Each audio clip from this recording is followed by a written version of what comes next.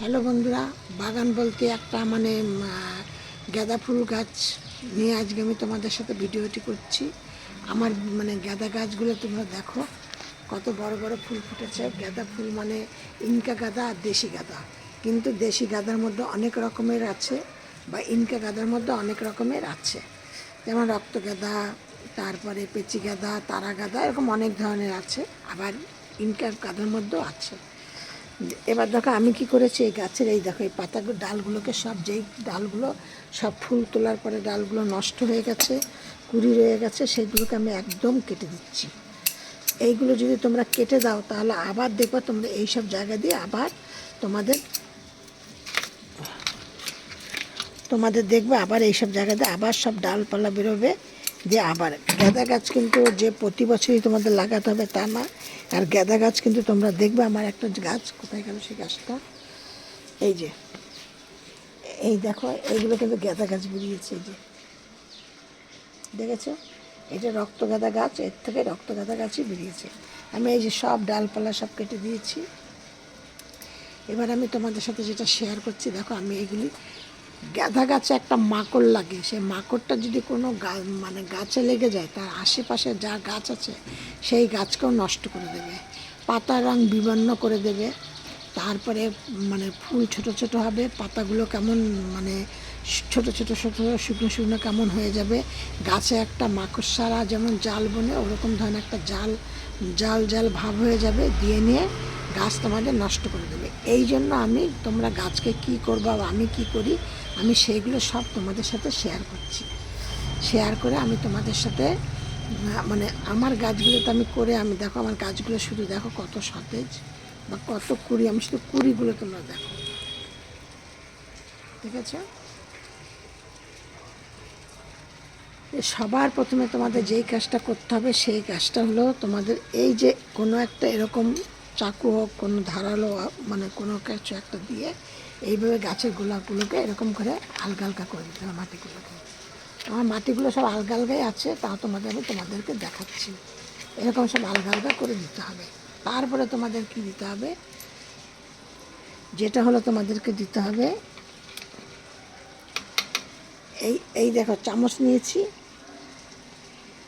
তার আগে তোমাদেরকে আমি আরেকটা জিনিস দেখিয়ে দিচ্ছি, যেটা হলো এই দেখো এইখানে আছে, এটা কিন্তু পুরো সর্ষের খোল ভিজানো জল।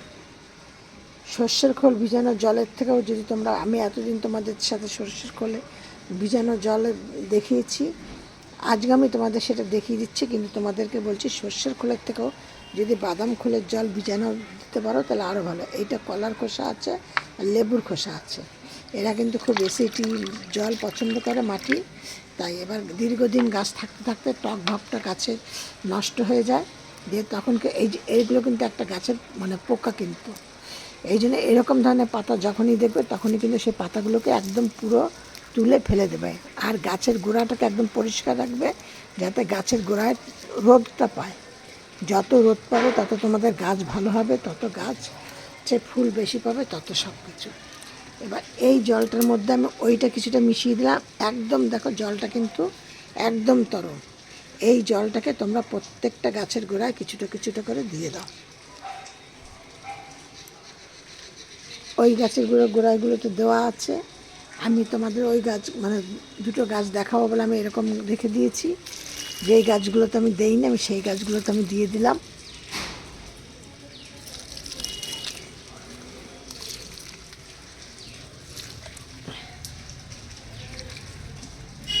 আর যখন তোমরা গাছকে গাঁদা গাছ কিন্তু ভীষণ রোদ পছন্দ করে, ভীষণ জল পছন্দ করে।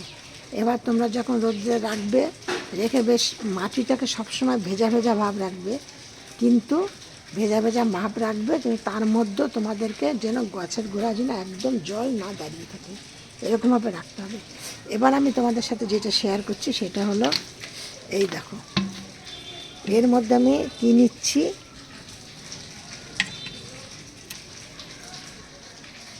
এই যে একদম এই যে লাল পটাশ, আমি অল্প পরিমাণে কিছুটা নিলাম, হাফ চামচের মতো নিয়েছি, ঠিক আছে।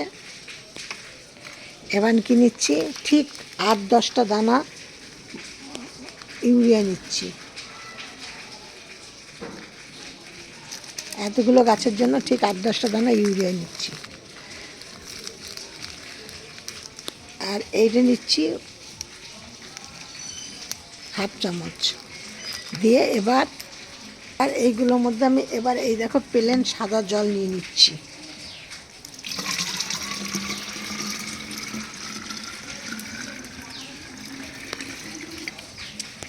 দিয়ে এবার এই জলটা দিয়ে আমি প্রত্যেকটা গাছের মধ্যে ভালো করে আমি স্প্রে করে দেবো।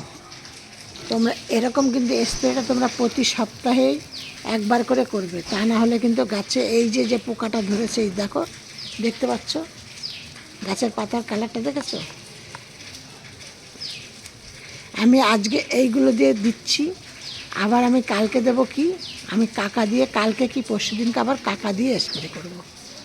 দিয়ে কাকা দিয়ে স্প্রে করলে কি হবে, এই যে পোকাটা ধরেছে সেই পোকাটা চলে যাবে।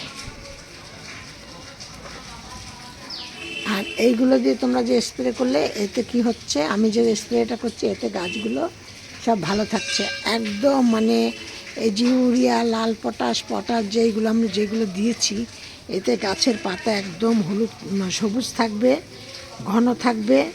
আর গাছে পোকামাকড় যাতে না হয় তার জন্য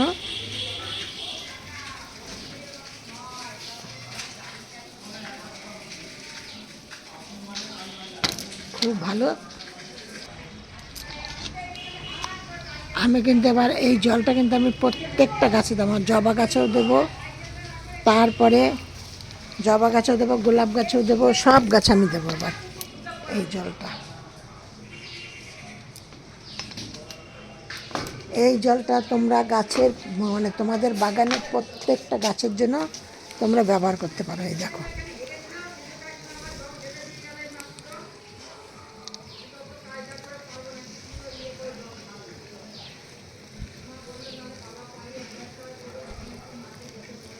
দেখেছো, প্রত্যেকটা গাছে তোমরা এই স্প্রেটা কিন্তু প্রতিটা গাছেই তোমরা করতে পারবে। করলে কি হবে, তোমাদের প্রত্যেকটা গাছে, এই দেখো আমি জবা গাছে, এই যে আমার ক্যাপসিকাম গাছ, কালকে ক্যাপসিকাম গাছে আরও ক্যাপসিকাম ছিল, হনুমানে খেয়ে গেছে।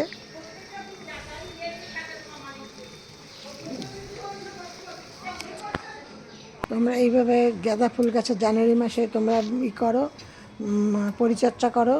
দেখো এইভাবে যদি তোমরা জানুয়ারি মাসে গাছকে পরিচর্যা করো তাহলে তোমরা প্রচুর পরিমাণে 12 মাস ফুল পাবে। এই একটা গাছ থেকে তোমরা 12 মাস। এই দেখো আমার কিন্তু এই গাছটা দেখেছো কুড়ি কিন্তু প্রচুর, কিন্তু গাছটা কেমন হয়ে গেছে। এই জন্য আমি গাছের সব ডালপালা কেটে কুটে আমি আবার এইসবগুলো করে দিলাম। এই দেখো এই যে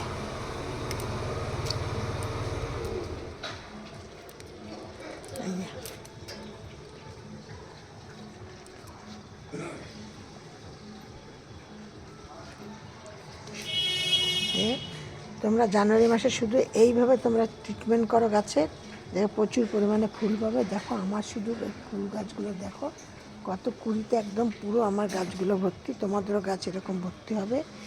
আর এরকম দেখেছো কত নতুন নতুন আমার গাছ বেরিয়েছে।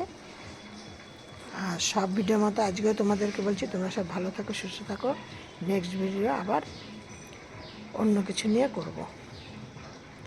আর আমার এই ভিডিওটি তোমরা পুরোটা ধৈর্য নিয়ে দেখার জন্য তোমাদের কাছে আমার তোমাদেরকে ধন্যবাদ।